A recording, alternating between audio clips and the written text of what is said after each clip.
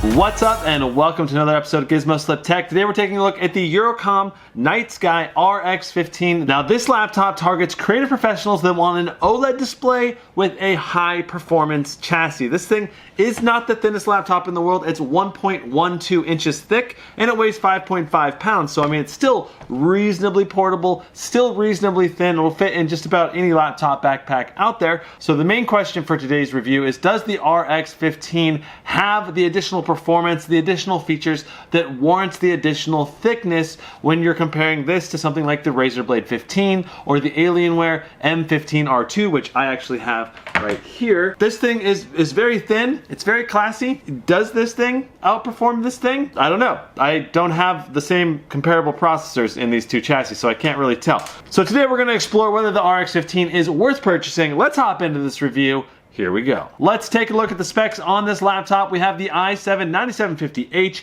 That is the laptop processor in this, or you can also get the i9-9980HK, which is an 8-core processor versus the 9750H's 6-core processor. Now, as far as GPUs go, you can get the RTX 2070, or you can get a $300 discount if you go with the GTX 1660 Ti. The laptop I have here has the RTX 2070 in it. Now, I'm reviewing this laptop from Eurocom, and they did repaste the GPU and the CPU with Thermal Grizzly Cryonaut, so know that the thermals on this is going to be a little bit better than if you just stick with the default IC Diamond thermal paste. Now by default, this thing comes with 16 gigs in a single channel memory, and I really recommend dual channel memory for maximum possible performance, so I would recommend getting that 32 gigs of dual channel memory. I am talking to Eurocom and I'm hoping that they add an 8 gig by 8 gig dual channel setup option for this as the default option. Now this laptop has 3 physical drive slots. You have 2 M.2 NVMe PCIe SSDs, and you have one 2.5-inch HDD slot. Now it has a 62 watt-hour battery that is claimed to have up to 7 hours of battery life. Not been able to get that so far, but we'll talk about that in a second. Let's take a closer look at the ports. On the left side, we have a headphone mic and USB Type A.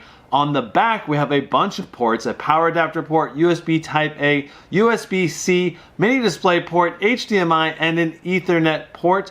On the right side, we have another USB Type A, another USB-C, and one of the 2 USB-Cs is Thunderbolt 3 compatible.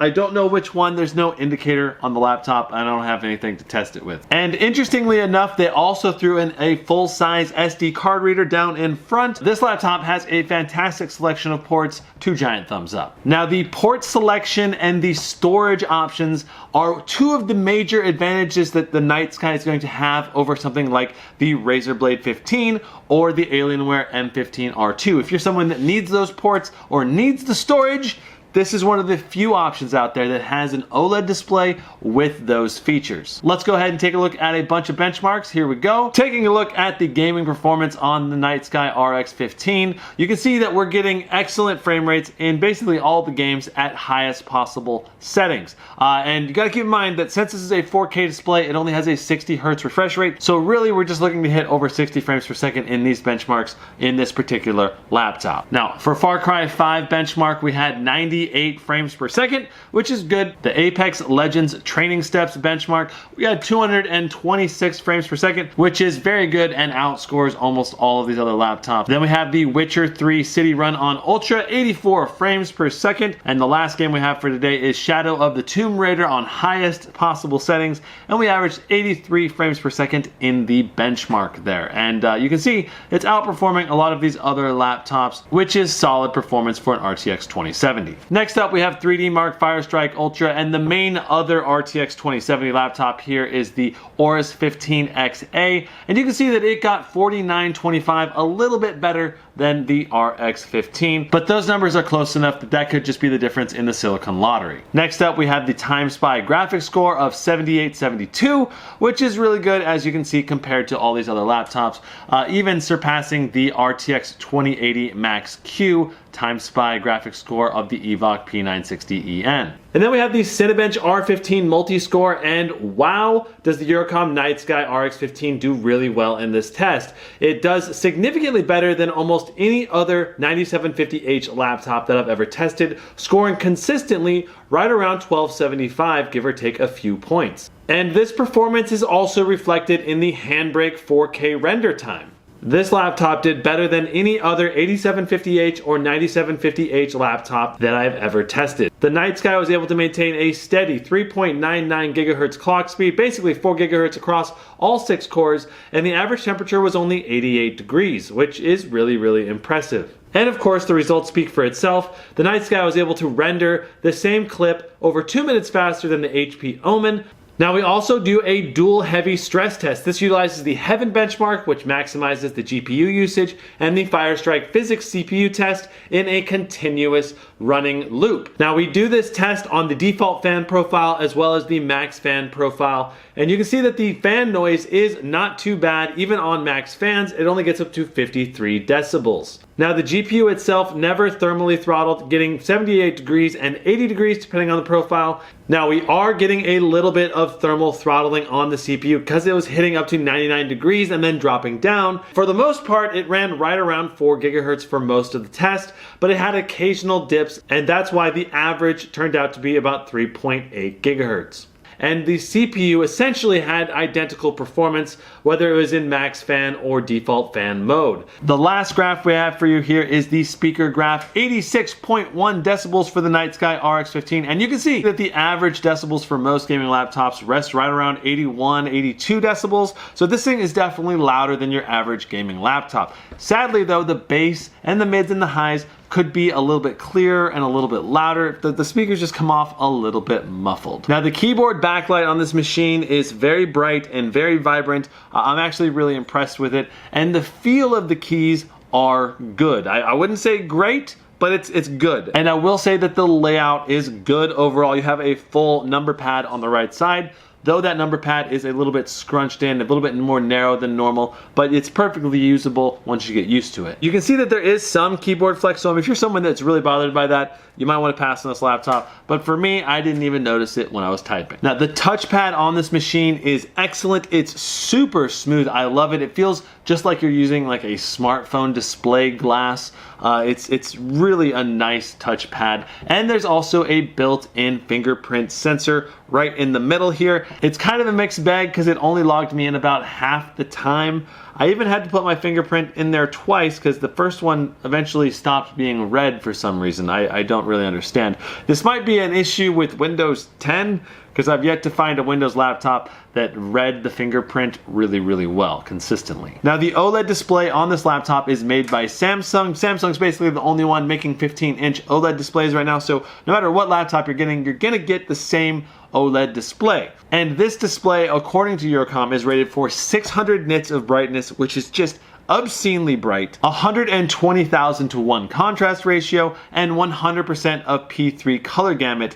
Now, I do not have the tools to test the actual stats on this display, but I will say that this display puts all other laptop displays to shame when it comes to color. It is just absolutely incredible. The brightness is insane, the contrast is insane, and it's got a fairly quick response rate, even though its refresh rate is only 60 Hertz. So I mean, it's still a reasonable gaming display, especially for a 4K display. Now, one thing you must keep in mind is that since this is an OLED display, it is susceptible to screen burn-in. And I recently made a video about smartphone screen burn-in, and I mean, laptop screens that are displaying static backgrounds or logos along the bottom, the taskbar, all of that has potential for screen burn-in, especially if you're running it at maximum brightness and you're having static images on the display. Now, I'm sure Samsung has done some things to prevent screen burn-in in the background for this display, but the simple fact is, all OLED displays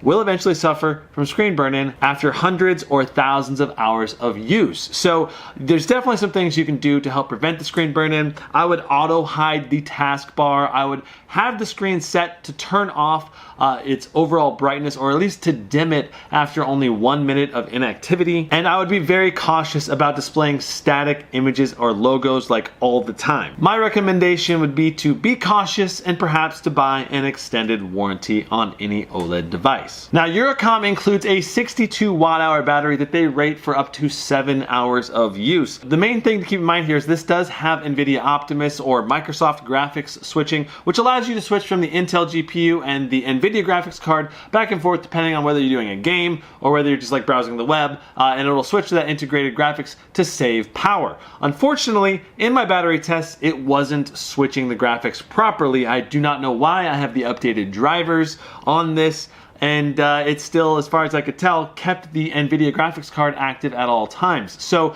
I only got about 2 hours of web browsing at 50% brightness with this machine. But if you were to get the graphics switching working, you could probably get that 5-6 hours of reasonable use out of it. Maybe. I don't know. That's a giant question mark. The last important thing to keep in mind with the battery life is that this OLED display can really suck down the juice if you have it at maximum brightness. So if you're looking to save battery life as much as possible, you'll definitely want to turn the brightness down on the display, and you can see it can go really dark because of that OLED display, which is pretty cool. Now, the way I have this configured with Thermal Grizzly Cryonaut and a few of the upgrades switched around, you're going to pay anywhere from about $2,300 to about $2,600 for this laptop. And at that price point, it's a fairly expensive ask. So when it comes down to it, why would you consider the Nightsky RX15 over something like the Razer Blade 15? Well, first of all, you have the full performance RTX 2070 graphics card. So if you're someone that wants to play games or utilizes the graphics card for your professional creative use, then this is going to be a really good option because you're going to get a lot more power out of that non-Max-Q version of the graphics card. The second main reason to consider this laptop is that you are getting more CPU performance than you would in, for example, the Razer Blade 15, because you're going to be a lot more limited on the power throughput to the CPU, which is going to result in a lot more CPU throttling. The third major reason to consider this laptop is that you're getting 3 storage slot options, including a 2.5-inch drive bay, which is going to give you a lot more storage for a lot less money. Overall, I cannot say whether this is the best high-performance OLED display laptop out on the market, but you certainly have a lot of additional versatility with this one, especially when you compare it with the Alienware and the Razer Blade options. But of course, this one is thicker, the build quality is not as nice, but you're getting the same high-quality OLED display and a slightly higher performance chassis, which is nice, and you're getting those additional ports and you're getting those additional storage options. So it's really kind of up to you and what you value in a laptop, whether you think this might be worth it. So in the end, if you're in the market for a high performance laptop with an OLED display, the Nightsky RX15 is a reasonable choice despite its flaws. If you enjoyed this review, be sure to hit that like button, and if you want to see more reviews, hit that subscribe button, and don't forget to tap that notification bell. I will see you in the next one. Brandon out.